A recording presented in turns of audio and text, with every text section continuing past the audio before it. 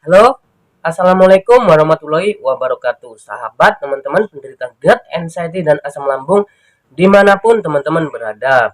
Kita masih berada di dalam suasana Ramadan teman-teman ya, dan sebentar lagi Lebaran.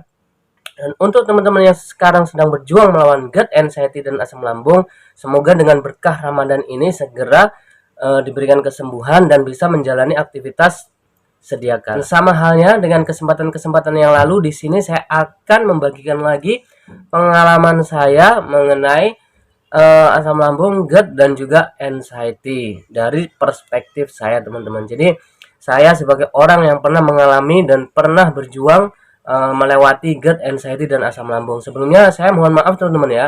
Di sini agak mampet, agak flu-flu sedikit lah, tapi masih lumayan jelas juga untuk penyampaian saya.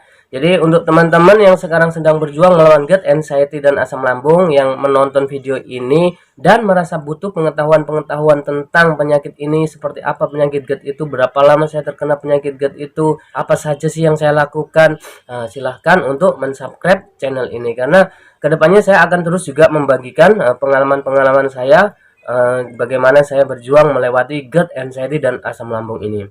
Dan baiklah teman-teman ya, pada kesempatan kali ini saya akan membagikan hal yang mungkin juga hal ini sering menjadi pertanyaan di benak teman-teman. Jadi kenapa penyakit GERD itu memunculkan gejala yang begitu banyak? Nah, jadi di sini sebenarnya pada kebanyakan orang itu teman-teman ya, keluhan yang muncul itu pada kebanyakan orang biasanya adalah tidak nyaman di area ulu hati, nyeri di dada, sensasi panas di sekitaran dada, dan kecenderungan untuk berpikir cemas. Nah, sebenarnya keluhan yang paling banyak itu seperti itu teman-teman. Akan tetapi di sini setiap orang akan berbeda-beda dominan gejalanya dan intensitasnya. Nah, kenapa seperti itu?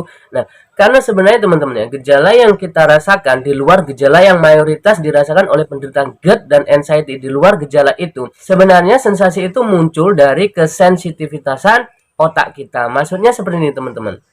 Oke lah, pada kebanyakan orang dia memunculkan gejala yang mayoritas yang saya sebutkan tadi, yaitu nyeri dada, dada terasa panas, tidak nyaman di ulu hati, sakit di area perut, begah, kembung, dan selalu berpikir ke arah yang negatif. Nah, itu adalah gejala garis besarnya teman-teman. Nah, di luar itu semua itu sebenarnya terbias oleh kesensitivitasan otak kita.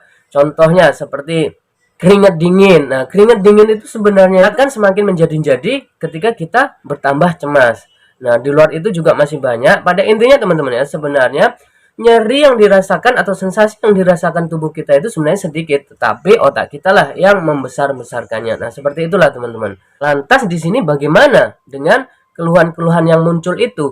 Nah, jadi begini teman-teman. Pada dasarnya ya, segala upaya yang kita lakukan itu sebenarnya pada dasarnya hanyalah bersifat untuk meredam. Akan sangat sulit untuk menghilangkan sebelum penyakit aslinya pun, penyakit akarnya pun itu hilang, yaitu GERD-nya sembuh, anxiety-nya sembuh, insya Allah itu gejalanya akan hilang. Nah, seperti itu teman-teman. Jadi pada dasarnya usaha yang kita lakukan itu bersifat untuk meringankan, dan saya pun berada di sini membagikan pengalaman-pengalaman saya dalam menghadapi penyakit GERD, anxiety, dan asam lambung ini. Tujuan saya adalah mendorong moral teman-teman supaya naik, dan ketika moral teman-teman itu naik, maka teman-teman akan sangat mudah untuk mengalahkan penyakit ini. Jadi harapan saya supaya teman-teman itu semangat, supaya teman-teman itu tidak putus asa mengingat lamanya proses penyembuhan pada penyakit ini, dan teman-teman tidak merasa sendiri berjuang merasakan penyakit ini. Nah, harapan saya seperti itu teman-teman. Jadi kenapa gejala-gejala yang ditimbulkan oleh GERD ini begitu banyak? Di luar gejala-gejala yang mayoritas dirasakan oleh penderita GERD tadi, yang gejala-gejala yang tanda kutip, yang gejala garis besar tadi, yang seperti nyeri dada, rasa kembung, begah, dan gejala-gejala yang mayoritas dirasakan itulah.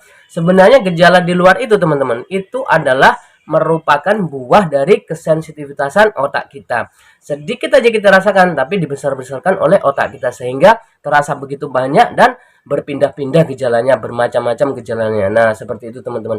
Semakin teman-teman itu merasakan kecemasan, semakin banyak juga gejala-gejala tambahan. Nah, seperti itu. Jadi saran saya untuk teman-teman dikontrol kecemasannya, dikontrol lagi pikiran-pikiran negatifnya agar teman-teman cepat sembuh. Dan jika teman-teman yang menonton video ini merasa video ini bermanfaat, silahkan di subscribe, karena saya ke depan akan membagikan pengalaman-pengalaman saya lagi tentang penyakit GERD, anxiety, dan asam lambung ini.